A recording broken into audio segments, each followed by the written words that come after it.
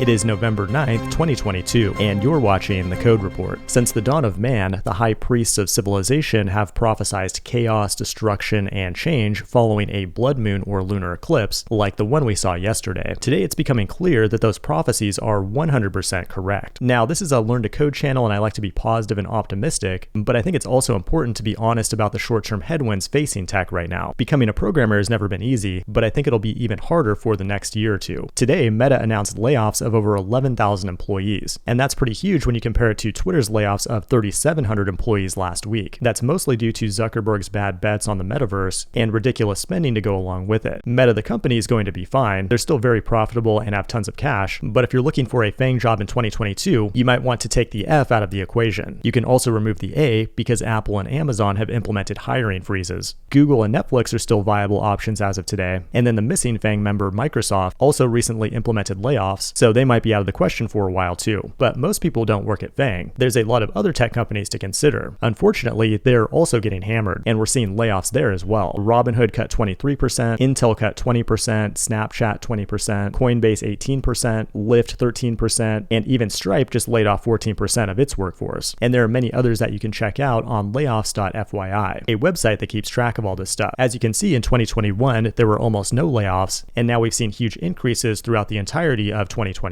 In addition, many of the companies that went public are down anywhere from 50 to 95%. Like Upstart, an AI lending platform, has gone from over $300 a share to just $15 a share. Or Affirm, the buy now pay later company, has also collapsed more than 90%. It's all starting to look like the dot-com bubble 2.0. Everything went to hell when the Fed started raising interest rates to fight inflation, but inflation is still almost just as bad as it was before, which means these high interest rates are going to be around for a while. And that's bad for tech companies that operate at a loss because they need access to the easy money to finance things like new hires. Nobody wants to do layoffs. They're a last resort, but things may get worse before they get better. And then there's Tom Sinkowski.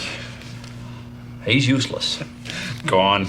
In fact, I just got news that Salesforce is planning a big layoff. Nat Friedman, the CEO of GitHub, recently said that many tech companies are 2 to 10 times overstaffed, and everyone who's paying attention already knows this. When your startup has access to easy money, it's easier to just hire more people than to fire the low performers. The typical mantra is grow or die. If your user base and workforce is growing, it really doesn't matter how much money you're losing. If you play your cards right, eventually you'll get acquired or IPO to let someone else hold the bag. In many cases, it's not much unlike a Ponzi scheme. You have the founders and early investors like venture capitalists sitting at the top of the pyramid. They try to make the company grow really fast while not making money to attract more investors to pour more money into it. Finally, when you go public, you can unload your shares like the founders of Coinbase did before the stock plummets nearly 90% a year later. The losers at the bottom of the pyramid are institutional and retail investors who bought into the hype. Now, this isn't always the case, and sometimes you do have really great companies that go on to make money and change the world. But what we're going to do is get rid of all these buttons and just make a giant screen.